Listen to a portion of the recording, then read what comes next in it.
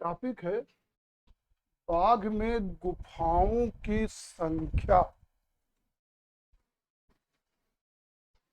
आप देखेंगे बाघ में कुल 9 गुफाएं हैं, जिनके सम्मुख भाग की लंबाई 750 फीट है। इनमें से जो पहली गुफा है, इसे गिरह गुफा कहा गया है। इस गुफा में कोई भी चित्र या मूर्त नहीं पाया गया है। दूसरी गुफा, इसे पांडु गुफा या गुसाई गुफा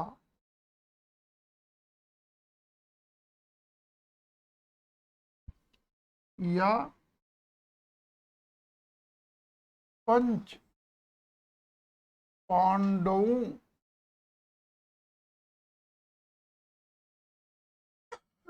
की गुफा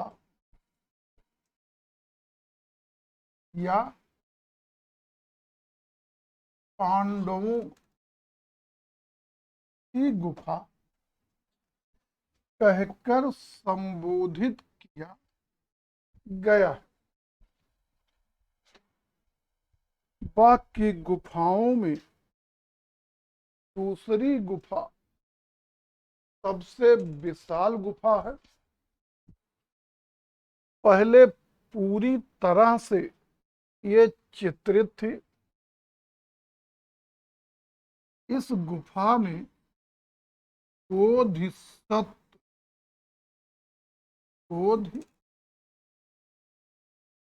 का चित्र, क्षमा याचना का चित्र आदि बने हुए थे, लेकिन वर्तमान में या कहिए बाद के समय में ये भी नष्ट हो चुके थे। तीसरी गुफा को हाथी खाना कहा गया है। इस गुफा में एक बड़ा सा केंद्रीय कक्ष भी था। अनुमान लगाया जाता है कि ये गुफा विशिष्ट अतिथियों के लिए बनाई गई थी। चौथी गुफा को रंग महल कहा गया है। बाघ की गुफाओं में सर्वाधिक सुरक्षित चित्र इसी चौथी गुफा के बरामदे में पाए गए हैं। पांचवी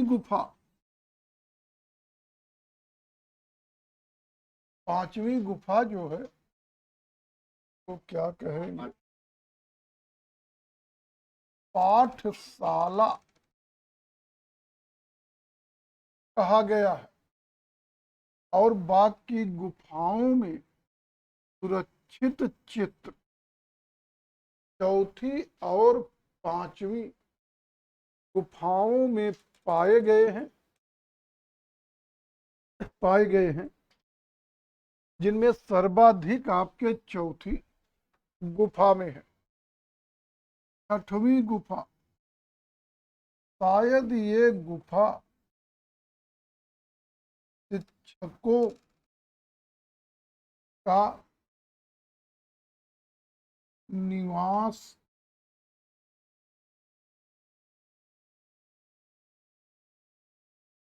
स्थान थी। सातवीं, आठवीं, नौवीं ये गुफाएं पहले ही ध्वस्त हो चुकी थी। इनमें कोई भी चित्र या मूर्त नहीं है। गुफाओं में कोई भी चित्र या मूर्त नहीं पाया गया। आगे हम लोग देख लेते हैं बाघ की गुफाओं का समय। बाघ की गुफाएं जो हैं ये रेतीली चट्टानों में काटी गई हैं। चट्टानें रेतीली हैं, इसलिए उत्कीर्णन के द्वारा मतलब खोद कर चित्रण या लेखन के योग्य नहीं।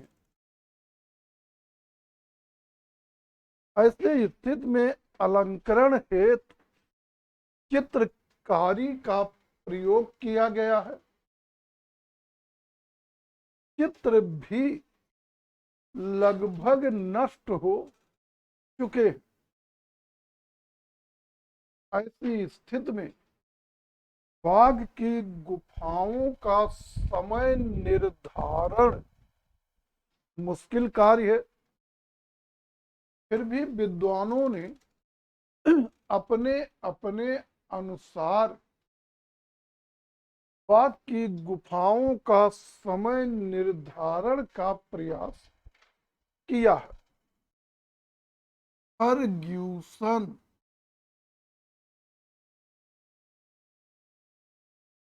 और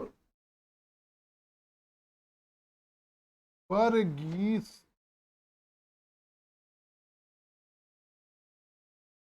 का मानना है कि बाघ की गुफाएं जो हैं ये द्वितीय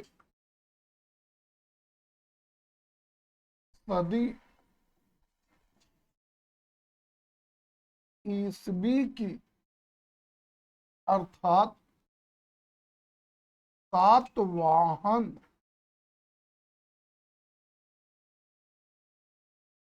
काल की है। एक विद्वान है यम बी गेरडे।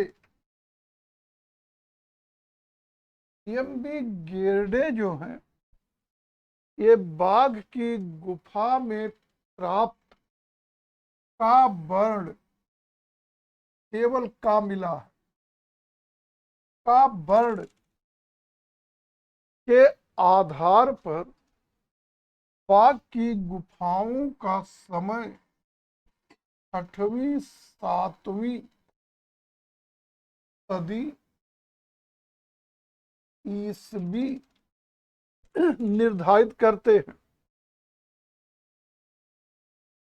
एक है विसेंट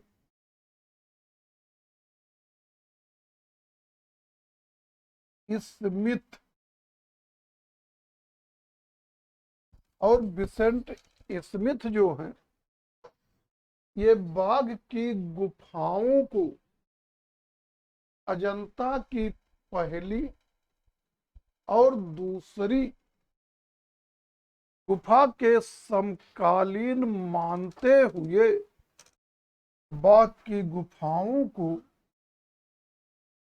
7वीं सदी ईसवी में 625 से 628 ईसवी के मध्य निर्मित मानते।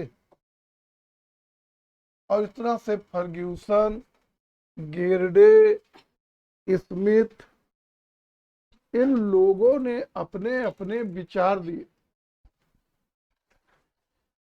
लेकिन पुरातत्व विभाग के द्वारा गुफाओं की सफाई और जीर्णोद्धार कराते समय बाघ की दूसरी गुफा से एक ताम्र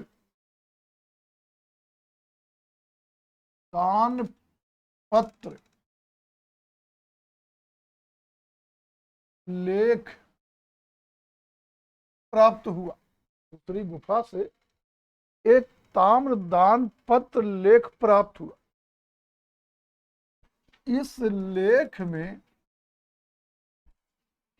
महिष्मती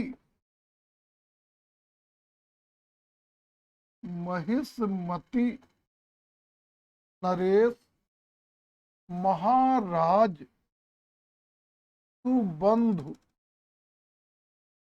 के द्वारा कलियन गुफा को दसिलक पल्ली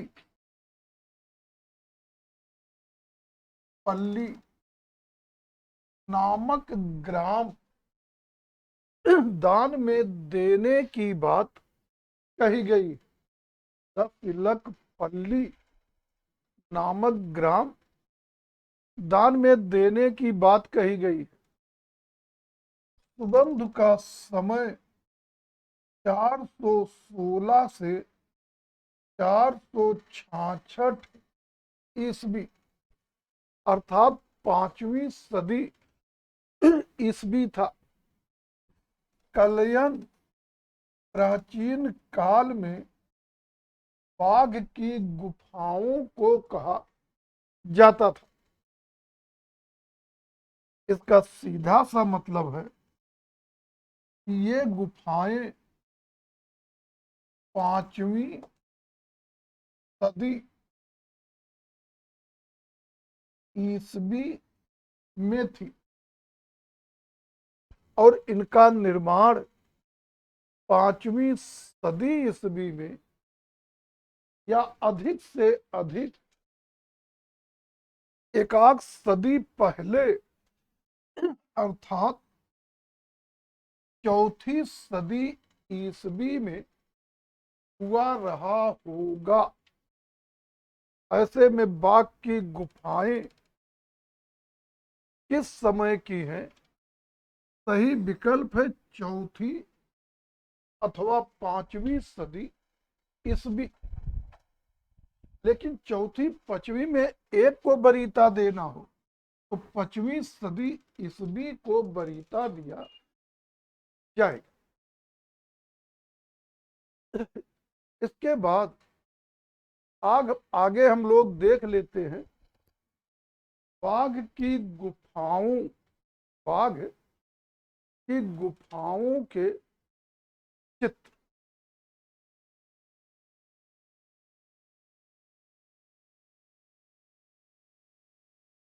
चित्र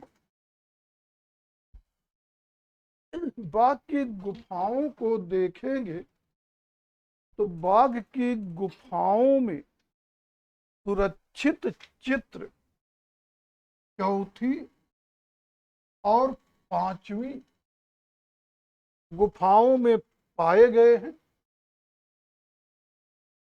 जिनमें से अधिकांश चित्र चौथी गुफा के बाहरी बरामदे की भीतरी दीवार में बाहर की तरफ ऊपरी भाग में 45 फीट गुणे का फीट के क्षेत्रफल में बने हुए चौथी गुफा के बाहरी बरामदे की भीतरी दीवार के बाहरी तरफ ऊपरी भाग में इतने क्षेत्रफल में बने ये चित्र पाए गए। जैसे मान लीजिए कि आप चौथी गुफा में बैठे हैं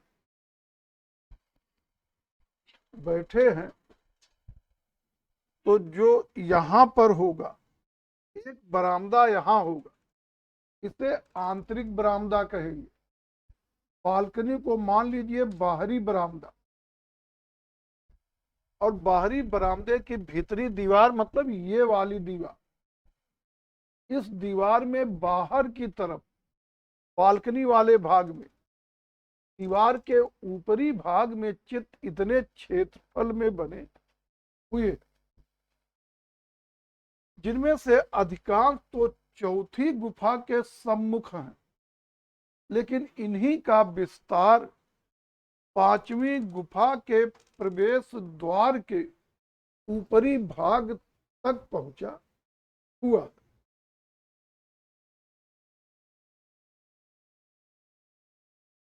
आगे देखेंगे ये चित्र पैनलों में मतलब समूह में बनाए गए हैं, और पैनलों में बने इस चित्र श्रृंखला में 7 दृश्य चित्रित पाए गए हैं, जिनमें से जो पहला दृश्य है इसके 2 भाग हैं। पहले भाग में एक भवन बना है, भवन के छज्जे पर 2 स्त्रियां बैठी हैं, उन स्त्रियों में एक शोक मग्न है,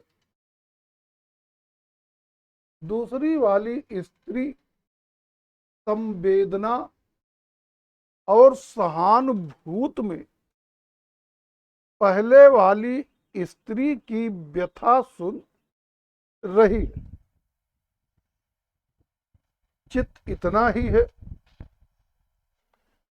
कुछ लोग संभावना व्यक्त करते हैं कि शायद जो विरह व्यथित स्त्री है वो बुद्ध की पत्नी यशोधरा हो और बुद्ध के गृह त्याग के वियोग में व्यथित है, लेकिन ये संभावना मात्र है, कोई जरूरी नहीं।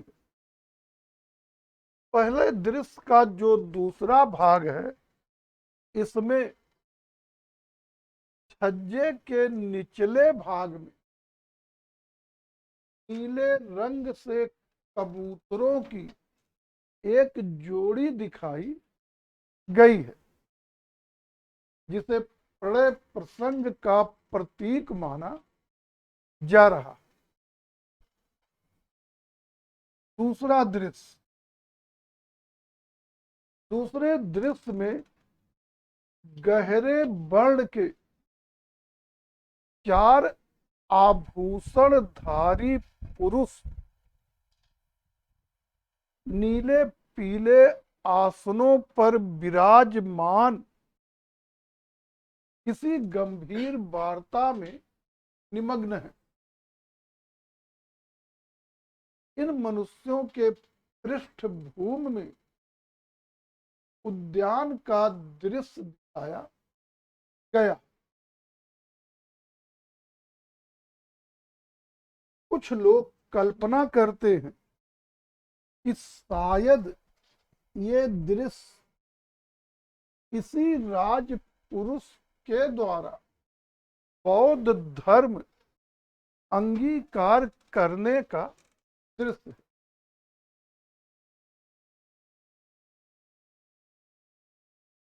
तीसरा दृश्य, इस दृश्य के भी दो भाग हैं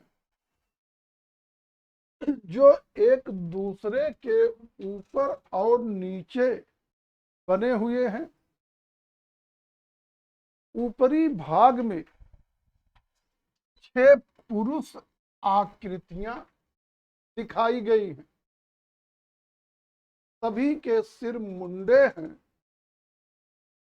शरीर बादलों से आच्छादित है और ये सब हवा में उड़ रहे। 6 पुरुष आकृतियां हैं, हवा में उड़ रही हैं, शरीर मुंडे हैं, सॉरी सिर मुंडे हैं और शरीर बादलों से आच्छादित है। नीचे वाला भाग जो है ये स्पष्ट रूप से कायिकाओं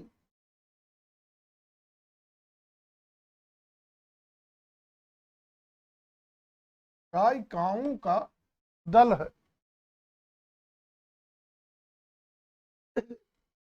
यद्यपि इसमें केवल 5 सिर ही बचे हैं।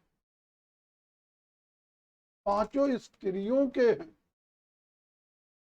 और बीच वाली स्त्री के हाथ में वाद्य यंत्र होने का आभास होता है, जिसके आधार पर मान लिया जा रहा है कि ये गायिकाओं का दल है। चौथा दृश्य, इस दृश्य के भी दो भाग हैं और बाघ की चौथी गुफा का चौथा दृश्य, बाघ की चौथी गुफा का चौथा दृश्य जो है अपनी मंडलाकार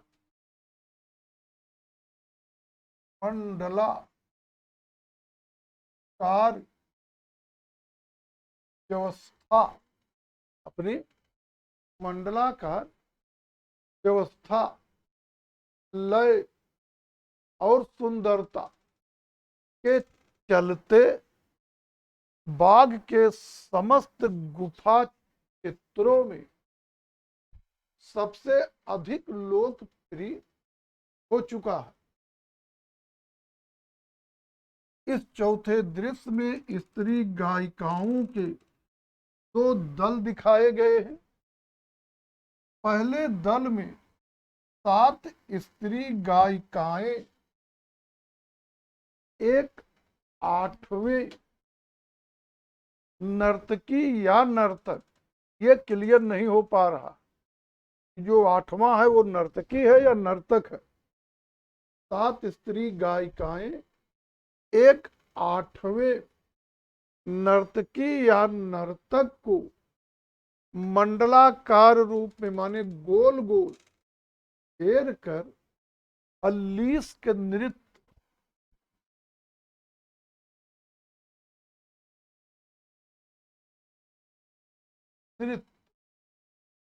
नृत्य का मतलब है गोल गोल घूमकर नाचना कर रही है।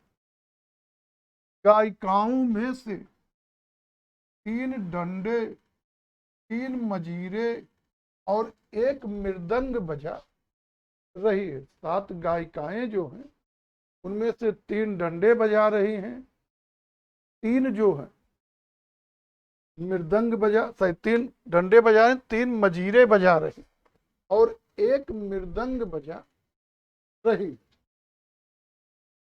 दूसरा दल जो है इसमें 6 स्त्री गायिकाएं एक 7वें नर्तकी या नर्तक को घेर कर मंडलाकार रूप में अल्लीस के नृत्य कर रही हैं। गायिकाओं में 3 डंडे, 2 मजीरे और 1 मृदंग बजा रही।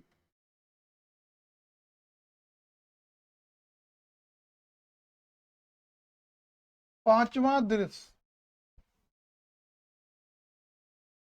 यह दृश्य जो है इसमें 17 घुड़सवारों को बाईं तरफ कहीं सरपट जाते हुए दिखाया गया है। 17 घुड़सवारों को बाईं तरफ कहीं सरपट जाते हुए दिखाया गया। वस्त्रों की तड़क भड़क, घोड़ों की गति और राजकीय प्रतीक में रखेंगे कि एक घुड़सवार के सिर पर छत्र लगा हुआ।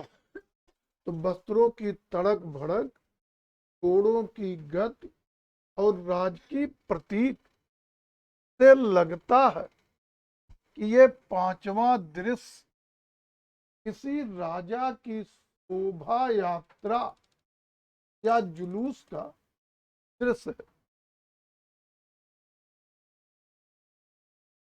छठा दृश्य, छठे दृश्य में हाथियों घोड़ों का जुलूस दिखाया गया और इस दल में 6 हाथी और 3 घुड़सवार दिखाए गए। हाथियों पर राज परिवार के लोग और घोड़ों पर सैनिक या सिपाही बैठे हुए। एक हाथी पर एक ऐसा दृश्य मिला है जिसमें 3 दिगंबरा स्त्रियां दिखाई गई। एक हाथी पर बैठा एक पुरुष का दृश्य मिला है जिसके सिर पे छत्र लगा है, हाथ में कमल का पुष्प लिए हुए है, कमल का पुष्प लिए हुए है और पीछे एक अंगरक्षक दिखाया गया है जो चंवर या पंखा चला रहा है। हाथी पर आदमी बैठा है, आदमी के सिर पे छत्र लगा है, उसके हाथ में कमल का फूल है और पीछे बैठा एक अंगरक्षक पंखा चला रहा। सातवां दृश्य, इस दृश्य में 4 हाथी और 3 घुड़सवार दिखाए गए जो अपने गंतव्य स्थल पर पहुंच चुके हैं। हाथी विश्राम करने के लिए बैठ गए, घोड़े भी आराम कर रहे हैं। यहीं पर 2 आदमी दिखाए गए हैं जिनके हाथ में, यहीं पर 2 आदमी दिखाए गए हैं जिनके हाथ में तलवार और भाले हैं और दोनों का ध्यान सामने बने भवन पर केंद्रित है। इनके अलावा बाघ की 5वीं गुफा से कार्ल खंडाले वाला, कार्ल खंडाले वाला ने मुर्गी और उसके चूजों का दृश्य प्रकाशित किया। 5वीं गुफा में बुद्ध का भी एक चित्र मिला। छठवीं गुफा में जीर्ण शीर्ण अवस्था में बुद्ध का एक चित्र मिला है, जिसमें बुद्ध को उस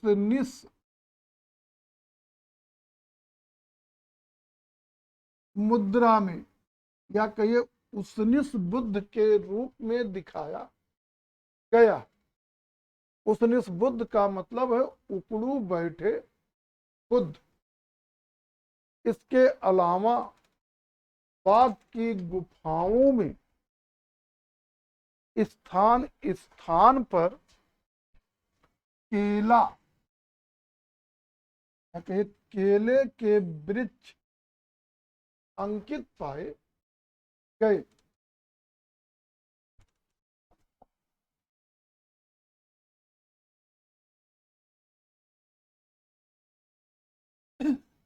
रंग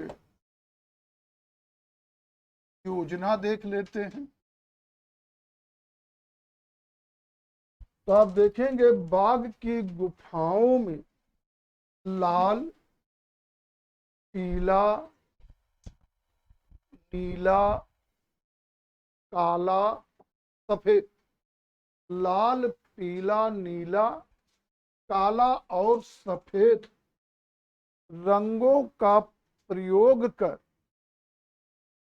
अति उत्तम आलेखन आदि बनाए गए हैं,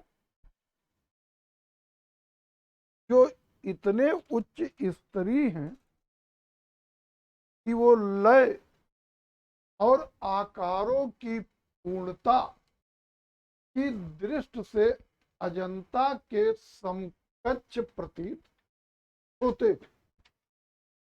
रंगों की यहाँ पर दो शैलियां पाई गई, या कह सकते रंगों के दो स्तर पाए गए, जो अलग अलग काल कर्मों के परिचायक मान जा रहे।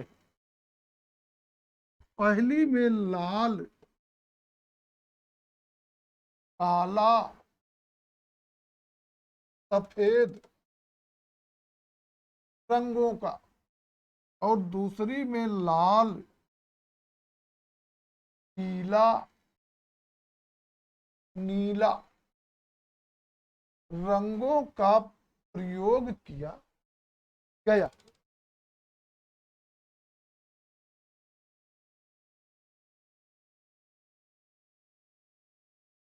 चित्रण विधान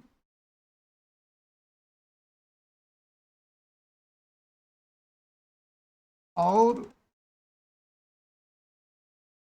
शैली, चित्रण विधान और शैली। तो आप देखेंगे बाघ में चित्रण हेतु कुलू रंग तकनीक, या कहिए टेम्पेरा पद्धति का प्रयोग किया गया है। ब्लू रंग तकनीक या टेम्पेरा पद्धति का प्रयोग हुआ, और बाकी गुफाओं में चित्रण विधान, शैली, आकृतियां, आकृतियों की भाव भंगिमाएं, अलंकरण सब कुछ अजंता के समान है। लेकिन आकृतियों के चुस्त कपड़े, आकृतियों के चुस्त कपड़े और श्रृंगार गुप्तकालीन मूर्तियों से मिलते जुलते, और इस तरह से हम लोग अजंता और उसके साथ बाघ की गुफाओं को देख चुके हैं,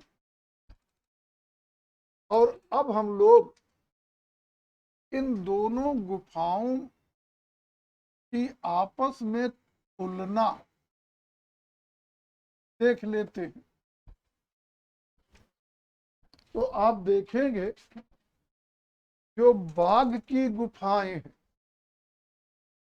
ये एक ही समय की बनी प्रतीत होती है।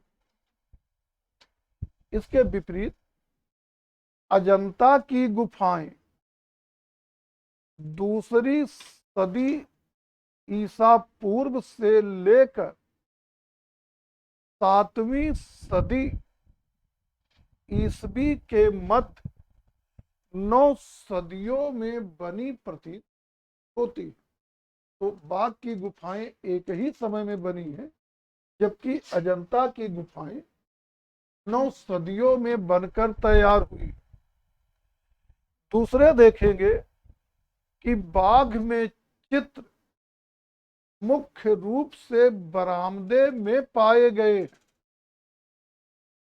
या कहिए बरामदे में ही पाए गए, जबकि अजंता में बरामदे लगभग ध्वस्त हो चुके। तीसरे देखेंगे बाघ में चित्रण हेतु केवल टेम्पेरा पद्धति का प्रयोग हुआ, जबकि अजंता में टेम्पेरा के साथ साथ फ्रेस्को पद्धति का भी प्रयोग हुआ।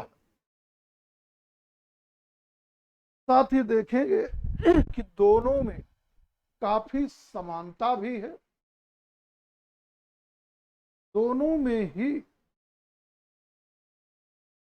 दोनों ही गुफाओं में पुष्प, वृक्ष, लताओं, पशु पक्षी, इन सबका प्रयोग अलंकरण हेतु किया गया। दोनों में ही नारी के शारीरिक व आध्यात्मिक सौंदर्य को बखूबी उकेरा गया। इसके अतिरिक्त जानेंगे कि जो अजंता की गुफाएं हैं वो स्पष्ट रूप से धार्मिक जीवन से संबंधित है, और अजंता की गुफाओं में चित्रों का विषय बौद्ध धर्म रहा, जबकि बाघ में सबसे अधिक और सबसे सुंदर दृश्य नृत्य, योग, संगीत के दृश्य। बस हमारी तरफ से बाघ की गुफाएं समाप्त। किसी को कोई कहीं कंफ्यूजन हो तो उस पर चर्चा कर सकते हैं।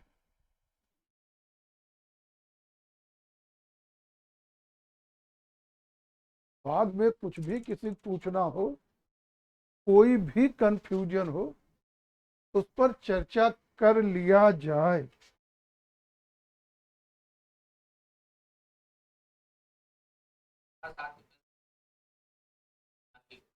लिखे क्या है?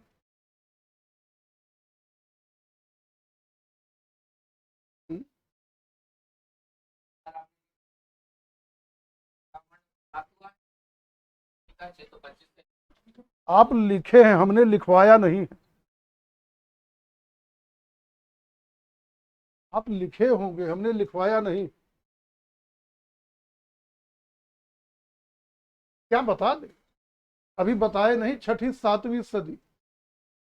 और आपको हो तो अपने समकालिक जो क्लास में पढ़े उनका नोट्स लेके मिलाइए। गेरडे का विचार 6ठी 7वीं और स्मिथ का जो है 7वीं सदी है। तो दोनों में अंतर नहीं दिख रहा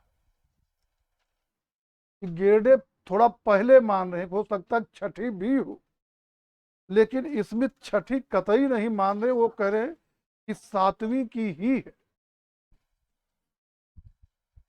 और बाकी बोल झूठ सब रहे हैं, किसी ने सही नहीं लिखा। अंतिम में जब आपको दान पत्र मिल गया, एक अभिलेखी साक्ष्य मिल गया, स्पष्ट हो गया चौथी पांचवी की है, अब उनमें किसका विचार सही है? ना तो द्वितीय सदी ईस्वी सही है, ना छठवीं सातवीं ही सही है, ना सातवीं ही सही है, मतलब सबने गलत दिया था। हाँ, चौथी पांचवी सदी है, तो काल की दृष्टि से इसे गुप्त काल की माने, अजंता को भी गुप्त काल की कह सकते हैं। तो अजंता बाग दोनों काल की दृष्टि से गुप्त कालीन है, लेकिन अजंता जो है उसको बनवाने में गुप्तों का एक पैसे का योगदान नहीं। बाघ की गुफाएं जो हैं, इन्हें गुप्तों की कला के उदाहरण के रूप में लेंगे, कारण समय गुप्तों का है। और जहां ये महिष्मती, महिष्मती का मतलब है वर्तमान ओंकार मानधाता, इसका मतलब है उज्जैन के समीप नर्मदा नदी का ऊपरी कांठा, यानी उज्जैन के नीचे वाला पुल, और इस क्षेत्र पे गुप्त शासन करते थे। इसका सीधा सा मतलब हुआ कि जो सुबंध हैं वो गुप्तों के सामंत थे, इसलिए बाघ की गुफाओं को गुप्त कालीन और गुप्त कला का उदाहरण मान सकते हैं, लेकिन अजंता की गुफाओं को गुप्त कालीन मानेंगे, लेकिन गुप्त कला का उदाहरण नहीं मानेंगे। कुछ भी और कहीं पूछना है किसी को?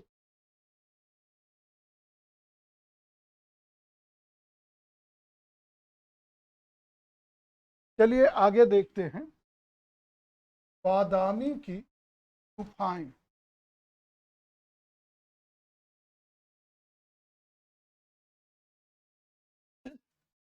का वातापी की गुफाएं,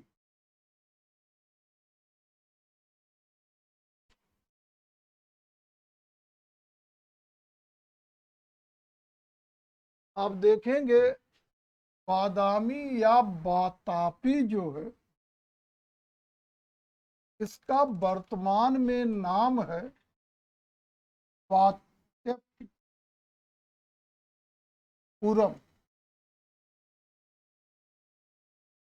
वात्यपुरम जो कर्नाटक के बीजापुर जिले में था, लेकिन वर्तमान में बीजापुर से टूट कर बने बगलकोट जिले में प्रसिद्ध ऐतिहासिक स्थल एहोल के निकट स्थित है। तो बादामी या बातापी वर्तमान वात्यपपुरम कहाँ पर स्थित है, इससे क्वेश्चन बनेगा। जनरली बीजेपुर विकल्प में रहेगा,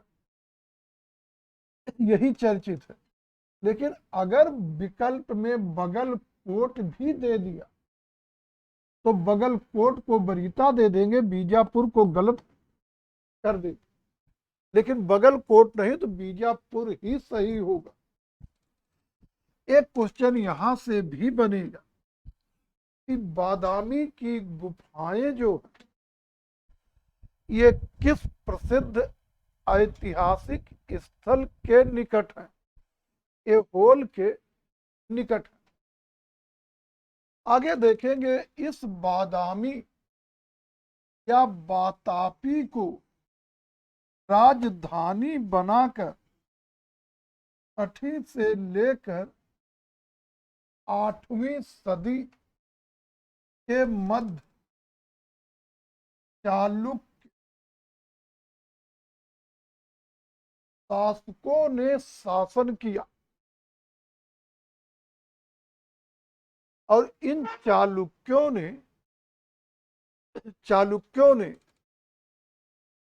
ने बादामी में मलय प्रभा नदी घाटी में, बादामी में मलय प्रभा नदी घाटी में लाल अथवा बादामी बलुए पत्थर को कटवाकर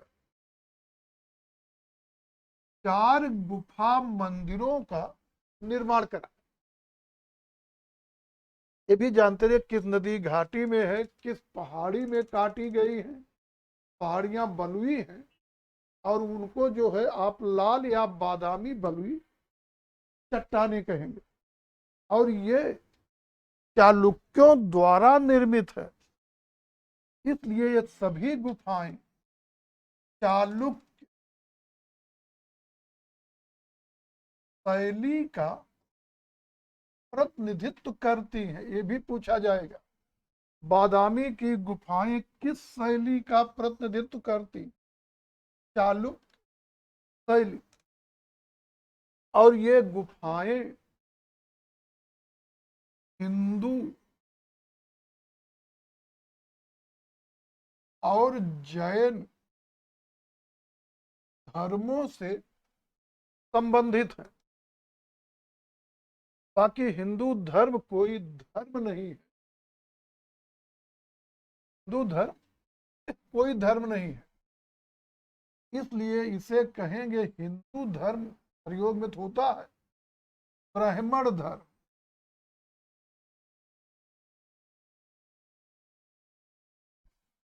हिंदू धर्म की जगह ब्राह्मण धर्म। हिंदू धर्म कोई धर्म नहीं है।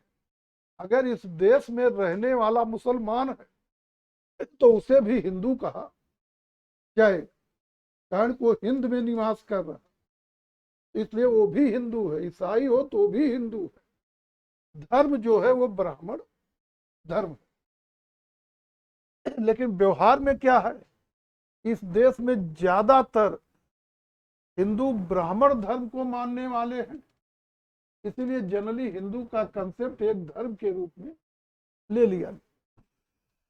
अब चाहे आप कहें हिंदू धर्म या ब्राह्मण धर्म, और जैन धर्म से संबंधित गुफाएं हैं, और प्राचीन हिंदू या ब्राह्मण गुफा मंदिरों में चित्रकारी का प्रथम साक्ष्य यही बादामी की गुफाओं में प्राप्त होता है। ये पॉइंट फिर महत्वपूर्ण है। हिंदू या ब्राह्मण धर्म से संबंधित चित्रकारी का प्राचीनतम साक्ष्य किस गुफा में मिलता है? बादामी की गुफाओं में प्राप्त होता है। क्या चीज?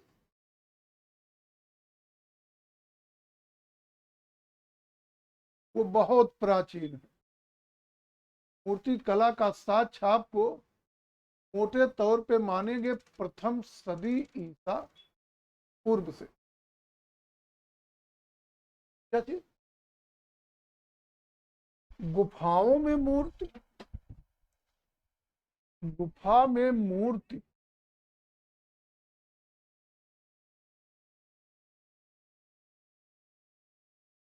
बादामी मूर्ति है। इसके पहले जो है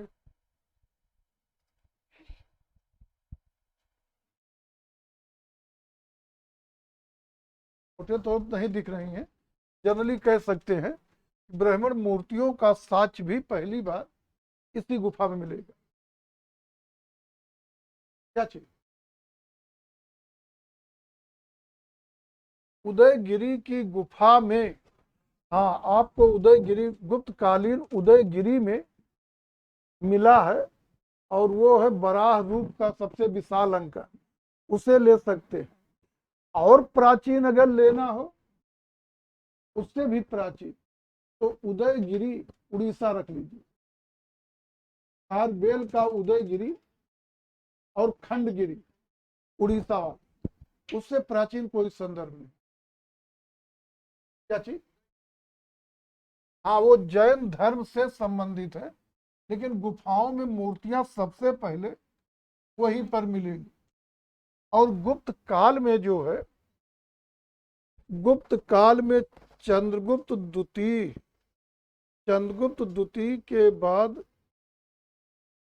इधर आ गया कुमारगुप्त, स्कंदगुप्त। हाँ, उनको जो है मालवा का जो उदयगिरी है, उसको आप ले सकते हैं कि हिंदू धर्म के बारे में मूर्ति का प्राचीनतम साक्ष्य उसे ले सकते। यद्यप वो भी शुद्ध मूर्ति नहीं है, पैनल है। कहने का मतलब वो भित्त चित्त के रूप में रखा जाएगा, मूर्ति में नहीं। फिर भी गुप्त काल से गुफाओं में मूर्तियां वगैरह मिलने लगी। बहुत सारे ऐसी गुफाएं हैं जिसमें शिवलिंग वगैरह स्थापित है। या नचना कुठार का पार्वती मंदिर, आपका जो है गुप्त काल का सबसे प्राचीन मंदिर सांची वाला राम लक्ष्मण सीता का मंदिर, तो ये सब से गुप्त काल से मूर्तियां मिलने लगेंगी ब्राह्मण धर्म। इसमें क्या चीज? बादामी में पर्वत श्रृंखला आप अलग से नहीं कहेंगे, उसको जो है आप चालुक्य से ही रिलेट करेंगे। अन्यथा आपकी इच्छा है, कह दीजिए विंध्य का दक्षिणी विस्तार। सतपुड़ा जो है वो विंध्य का ही दक्षिणी विस्तार मानी जाए, और सतपुड़ा यहां तक फैली हुई, सतपुड़ा की पहाड़ी। लेकिन उसको जब तोड़ के कहेंगे तो सतपुड़ा की ना कह के वो चालुक्य पहाड़ी के रूप में जानी, और शैली को चालुक्य शैली के। लेकिन विस्तार वो सब विंध्य का दक्षिणी विस्तार। यहां तक हो गया होगा। आगे हम लोग देखेंगे जो बादामी की गुफाएं हैं, बादामी की गुफाएं हैं, इनको खोजने का श्रेय इस ट्रेला क्रैमरिस को दिया जाता है नहीं, दिया जाता है। तो खोजने का श्रेय जो है इस ट्रेला क्रैमरिस को प्राप्त है। और लगभग 1935 में, कब खोज, 1935 में इन्होंने इसकी खोज की। और 1936 में Indian society of oriental art की पत्रिका रूपम में इन्होंने बादामी पर अपना एक लेख, पेंटिंग्स एट बादामी शीर्षक से छपवाया था। आगे देखेंगे 1938 में, 38 में कार्ल खंडालेवाला की पुस्तक, 1938 में कार्ल खंडालेवाला की पुस्तक, पुस्तक का नाम है, क्या नाम था उसका? इंडियन स्कल्पचर एंड पेंटिंग में बादामी गुफा के चित्रों की रंगीन प्रतिलिपियां प्रकाशित की गई। स्वतंत्रता के बाद राष्ट्रीय ललित कला अकादमी के निमंत्रण पर ये यम अहिवासी ने अपने सहयोगियों के साथ मिलकर बादामी गुफा के चित्रों की प्रतिलिपियां तैयार की,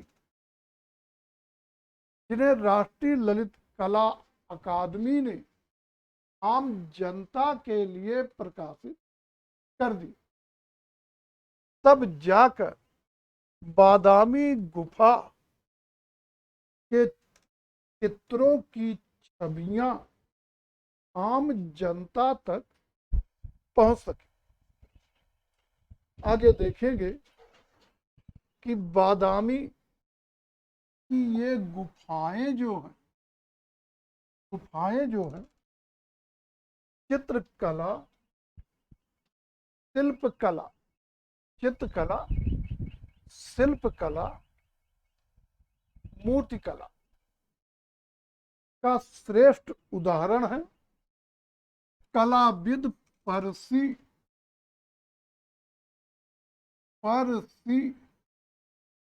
ब्राउन ने इनकी प्रशंसा में लिखा है कि बादामी की गुफाओं के भीतर आकर उनके वैभव को निहार कर, मतलब देखकर दर्शक सचमुच चकित हुए बिना नहीं रह सकता।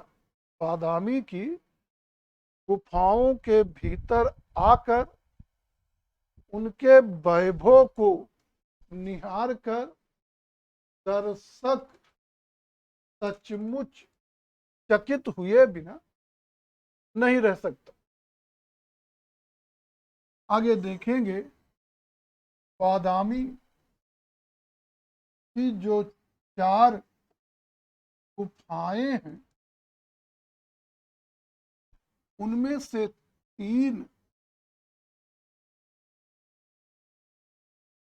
हिंदू धर्म से, हिंदू ब्राह्मण धर्म से, और एक जैन धर्म से संबंधित गुफा। हिंदू गुफाओं में पहली गुफा जो है ये हिंदू धर्म के शैव संप्रदाय से, दूसरी गुफा वैष्णव संप्रदाय से, तीसरी गुफा वैष्णव संप्रदाय से संबंधित।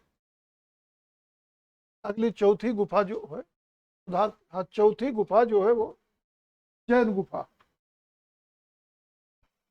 पहली गुफा जो शैव धर्म से संबंधित है, इसमें सबसे प्रमुख आकृत नट राजा की है।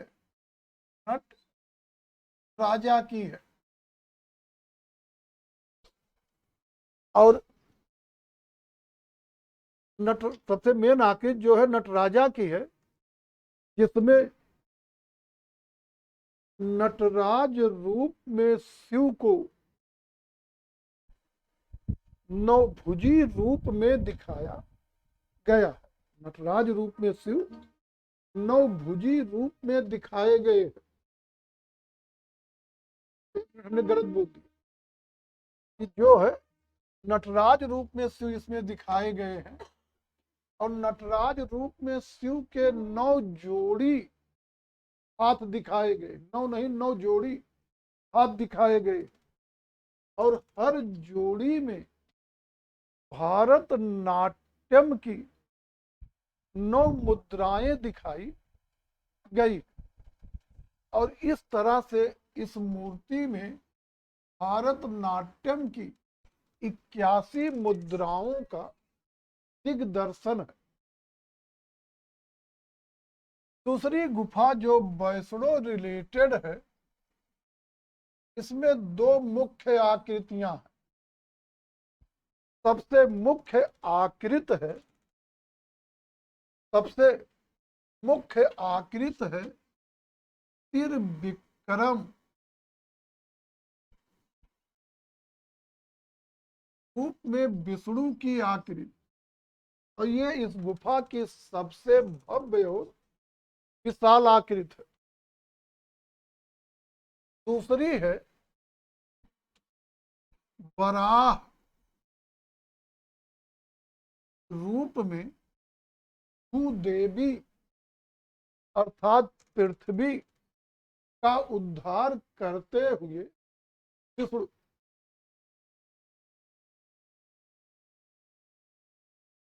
रूपों से त्रिविक्रम रूप से कुछ लोग नहीं परिचित होंगे।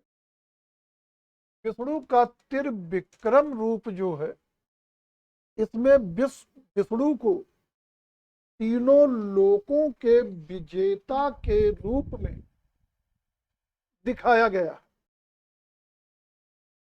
और ये रूप विष्णु वामन रूप के बाद धारण करते हैं। इस घटना से परिचित होंगे कि विष्णु बहुत ही तुच्छ और निकृष्ट पतित टाइप के व्यक्तित्व थे।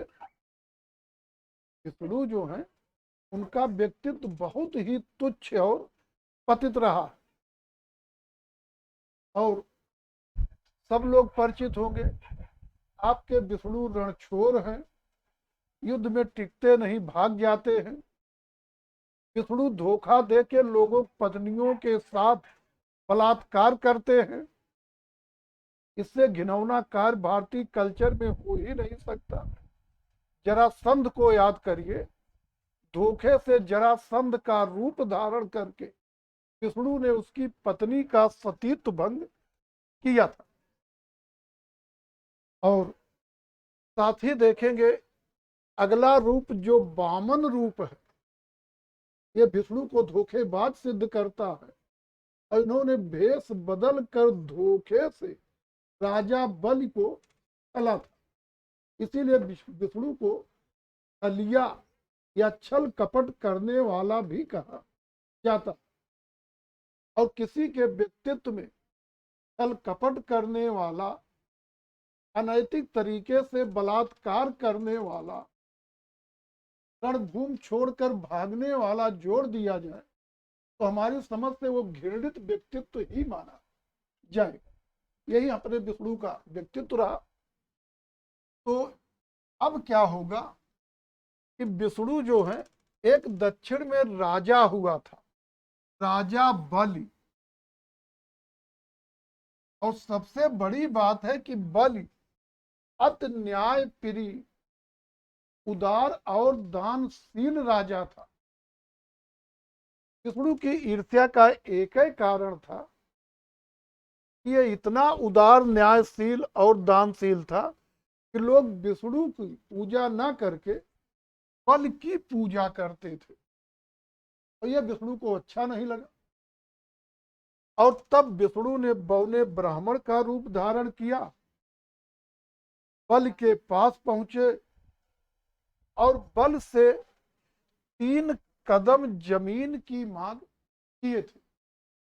बल दानशील था ही, उसने उन्हें 3 कदम जमीन देने के लिए संकल्प ले लिया। और अब इसके बाद जब वो संकल्प लेगा, तब विष्णु जो बौना रूप में थे, वो भयंकर रूप या विशाल रूप धारण कर लेंगे। यही रूप त्रिविक्रम है। और कहा जाएगा एक एक कदम में पूरा पृथ्वी लोक नाप लेंगे, दूसरे कदम में पाताल लोक को नाप लेंगे, तीसरे कदम में स्वर्ग लोक नापने चले कि सारे देवता भागे चले आए, बस बस हम लोग कहाँ रहेंगे। तो इसीलिए इस रूप को त्रिविक्रम रूप कहा। और सबसे विशाल अंकन इस गुफा में त्रिविक्रम रूप का। दूसरा बराह रूप है। बराह का मतलब होता है सुअर। सुअर और इस रूप में विष्णु को एक बहुत बड़ी विशाल सूअर के रूप में पृथ्वी का उद्धार करते हुए दिखाया जाएगा। घटना वही बराह अवतार वाली है। हिरणाक्ष नाम का राक्षस हुआ था, भयंकर राक्षस था, और पृथ्वी को उठाया और यो उठा के पतलापुर में फेंक दिया। और धर्म की भाषा में जो पतलापुर है उसे अपने समझने के लिए कह सकते हैं कि समुद्र के रसातल में फेंक दिया। और फिर वहां पे जाके बहुत सी गंदगियां वगैरह फैलवा दी, जानवर वगैरह कटवा के इधर उधर फेंकवा दिया, और स्वतंत्र रूप में शासन करने लगा कि ऐसे गंदे वातावरण में कोई भगवान नहीं आए। लेकिन एक भगवान है, भगवान सूअर, जो इतना क्या, इससे भी गंदे वातावरण में जा सकते। और फिर विष्णु बड़ी सी सूअर बने, पतलापुर गए, हिरणाक्ष का वध किए, और पृथ्वी को लाकर यथा स्थान पुनः स्थापित किए। और अब इस रूप में विष्णु को जो दिखाया जाएगा कि उन्हें बड़ी सी बराह दिखाया जाएगा। और यहां पे जो दिखाया गया है, बराह रूपी विष्णु के हाथ पे जो हाथ किए रहेंगे, उसी पे एक छोटी सी नारी आकृति दिखाई गई है, जिसे आप भूदेवी या धरती माता कह सकते हैं।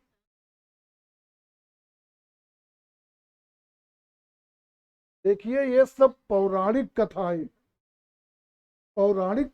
है। और जो पौराणिक कथाएं होती, उनका कोई सिर पैर नहीं होता है, तार्किकता नहीं होती है।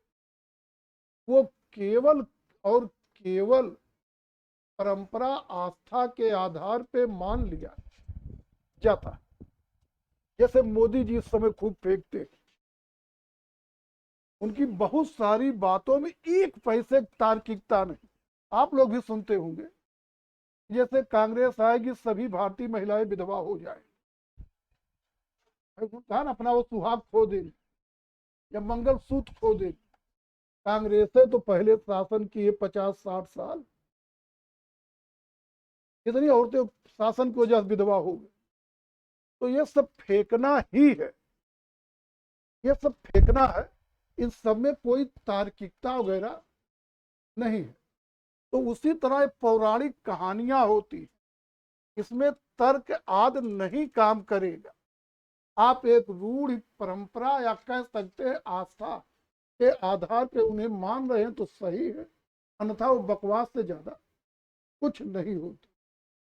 केवल रूढ़ परंपरा आस्था के बेस पे सत्य, तार्किक आधार पे सब झूठी ही होती। अब उसको क्या करेंगे हम लोग? उधर महाभारत युद्ध वगैरह देखेंगे, क्यों तीर मारेंगे पानी बरसने लगेगा, आग बरसने लगेगा। असुरे पता नहीं चड्डी फड्डी पहनने पाते थे कि नंगे घूमते थे। और इस तरह से ब्रह्मास्त्र ये चला रहे हो, केवल कपोल कल्पना है। विकास आगे के क्रम में होता है, पीछे नहीं। अतीत में जितने जाएंगे उतने मानो असभ्य, बर्बर, जंगली, मूर्ख होगा। जितना आप आगे बढ़ेंगे उतने ही वो सभ्य और विकसित मानो हो। वो सब परंपरा रूढ़ के बेस पे सही मान लिया जाता। तार्किक ढंग से अगर सोचेंगे तो नहीं। कुल मिला के जहां तर्क है, बुद्धि और विवेक है, वहां पे पौराणिक कथाओं का कोई स्थान नहीं। जहां परंपरा रूढ़ आस्था है, वहां पे सब सत्य।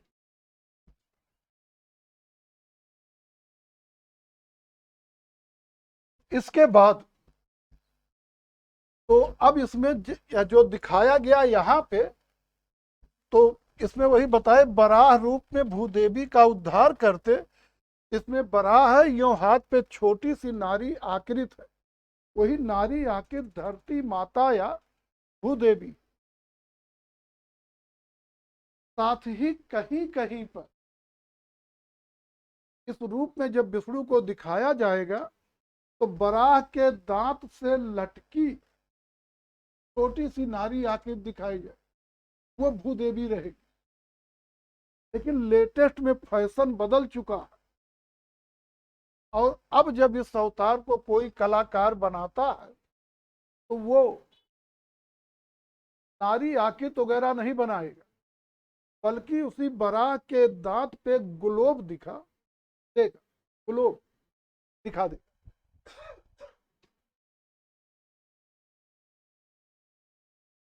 दूसरी गुफा हो गई। तीसरी गुफा, ये भी वैष्णव धर्म से संबंधित गुफा है, और बादामी के समस्त गुफाओं में जो तीसरी गुफा है, ये सबसे विशाल, भव्य और कलात्मक गुफा है। और इस गुफा की मेन आकृति है शेष नाग का आसन बनाकर उस पर विराजमान या बैठे विष्णु। तो इस गुफा में विष्णु को शेष नाग पर आसीन दिखाया गया है। होगा क्या, शेष नाग यूं राउंड राउंड घूम करके एक सोफा टाइप में बन जाएगा, उस पर विष्णु बैठेंगे और वही शेषनाग ऊपर से उनके अपनी फन से छाया किए रहेगा। आगे देखें, बता रही यही सबसे भव्य और कलात्मक है, और इस गुफा के निर्माण का श्रेय चालुक्य नरेश कीर्ति वर्मन का अनुज और चालुक्य नरेश पुलकेशिन का चाचा चालुक्य नरेश मंगलेश को प्राप्त है। हाँ, तो मंगलेश को यहाँ कला में पढ़ रहे हैं, इसलिए थोड़ा महत्वपूर्ण है, अन्यथा इसको कोई जानता फानता नहीं। ये दो महान राजा हुए, कीर्तिवर्मन और पुलकेशिन द्वितीय। इन्हीं के बीच में कुछ समय इसने शासन किया था। तो चालुक्य नरेश कीर्तिवर्मन प्रथम का अनुज, छोटा भाई, और पुलकेशिन द्वितीय का चाचा मंगलेश चालुक्यों में कला प्रेमी शासक हुए, और इसी के समय में ये चौथी गुफा बनकर तैयार हुई। इस चौथी गुफा में एक है बराह पैनल, यानी बराह की आकृति। बराह पैनल के निकट एक मंगलेश के शासन के 12वें वर्ष का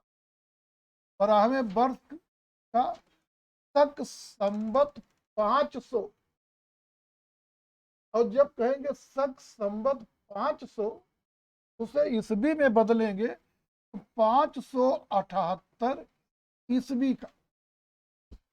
चौथी गुफा में बराह पैनल के समीप मंगलेश के शासन के 12वें वर्ष का तक संवत 500 अर्थात 578 ईस्वी का एक लेख मिला है, और लेख से स्पष्ट है इस चौथी गुफा को मंगलेश ने ही बनवाया था।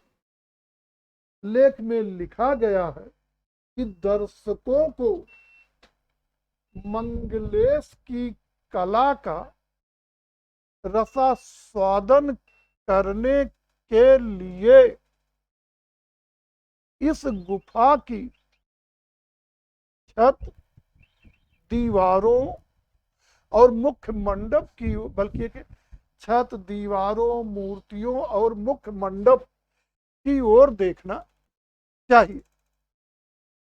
लेख से ये भी पता चलता है कि मंगलेश ने इस तीसरी गुफा में पूजा पाठ हेतु लंजीसवाड़ा, ये गांव का नाम पूछा जाए, लंजीसवाड़ा नामक ग्राम की जागीर इस गुफा के नाम बांधी थी, मतलब इस गुफा को दान में दी थी। बाकी चौथी गुफा है जैन धर्म से संबंधित है और उसमें जैन नेता, जैन धर्म के नेता गोमतेश्वर, बाहुबली गोमतेश्वर और जैन तीर्थंकरों की मूर्तियां वगैरह पाई गई। जैनों में एक नेता हुए तीर्थंकर लेकिन नहीं थे, बाहुबली गोमतेश्वर, उनकी और तीर्थंकरों की मूर्तियां आदि पाई गई। अब हम लोग देख लेते हैं प्रमुख चित्र।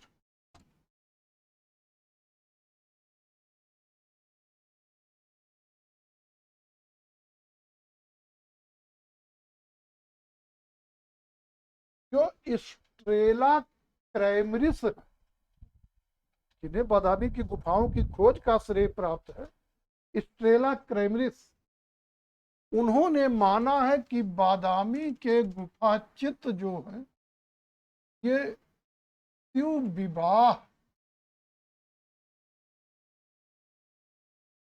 से संबंधित है। वैसे बादामी में बहुत से दृश्य अंकित पाए गए। इंद्र की सभा वैजयंता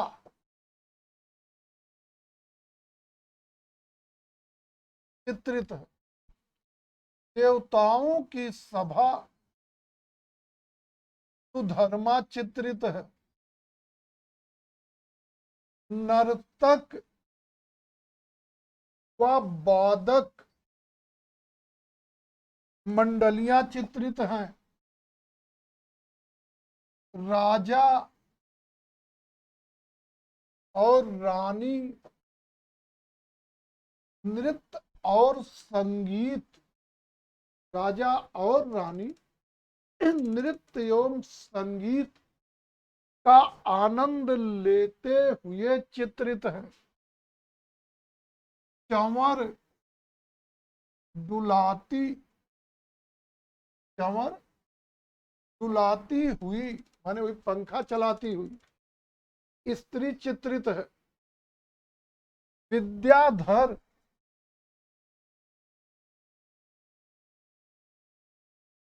और विद्या हरि चित्रित है, विद्याधर हो विद्याधरी चित्रित है। इसके अतिरिक्त आप उन दृश्यों को जोड़ दीजिए, नटराज रूप में शिव, फिर विक्रम रूप में विष्णु, वराह रूप में पृथ्वी का उद्धार करते हुए विष्णु, शेषनाग के आसन पर विराजमान विष्णु, जैन तीर्थंकरों और बाहुबली गोमतेश्वर, जैन तीर्थंकरों और बाहुबली गोमतेश्वर की आकृति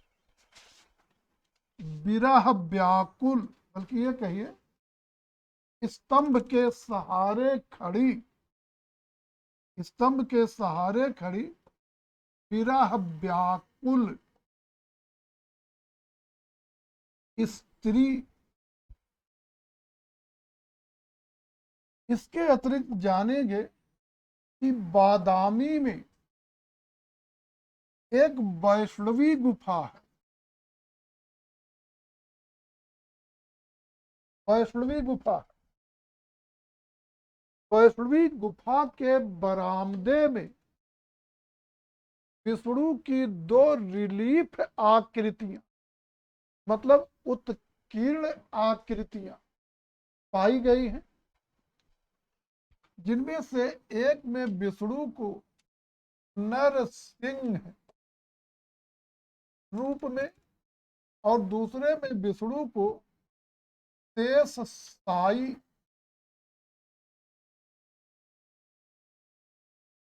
रूप में दिखाया गया। नरसिंह रूप से सब परिचित ही है, और शेष साई रूप जो है, इस रूप में विष्णु को शेष नाग के आसन पर अर्धलेटी मुद्रा में दिखाया गया है। विष्णु के सीने पर लाकेट की भांति कौस्तुम मणि को शोभायमान दिखाया गया है। विष्णु के पैरों के समीप बैठी लक्ष्मी विष्णु के पैर दबा रही है, और बगल में गरुड़ सेवा के लिए तैनात खड़ा। यही विष्णु का शेष साई रूप। और हमारी तरफ से जो है बादामी की गुफाएं भी समाप्त हुई। अब बाग बादामी या इसके पहले अजंता, इन सब पर किसी को कुछ भी कंफ्यूजन हो तो उस पर चर्चा कर सकते हैं। क्या चीज? हाँ, मूर्तियां भी मिली, मूर्तियां भी मिली। और जो ये क्या नाम है, ये जो नटराज वगैरह, इनको तो मूर्ति नहीं कह सकते, अर्ध मूर्ति कहेंगे। लेकिन जो शेषनाग पे आसीन विष्णु, उसे मूर्ति कहेंगे। जो शेषनाग पे आसीन विष्णु है, उसे मूर्ति कहेंगे।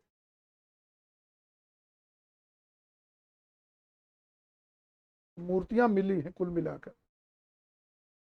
कुछ भी और कहीं पूछना है किसी को? ये बेटा अर्ध देवता कह सकती, देवता नहीं, मनुष्यों से श्रेष्ठ है, देवताओं से नीचे, तो उसी बीच वाले ग्रेड में आते हैं।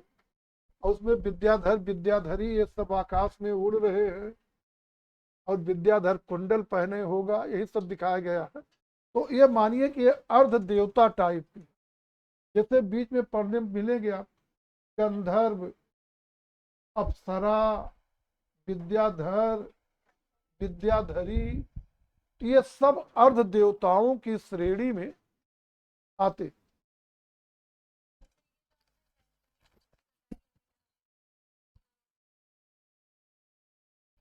नो नो नो, उन चारों में से किसी में नहीं है। और वही चार चालुक्य कालीन है।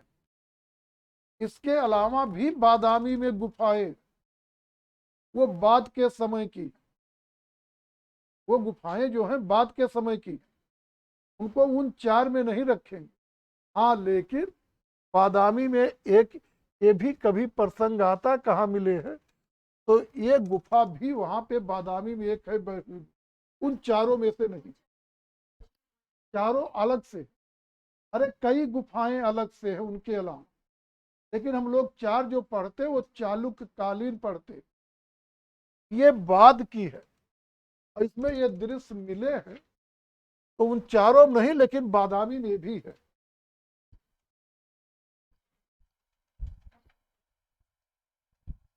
और कुछ कहीं पूछना है किसी को? जा सकते आगे का।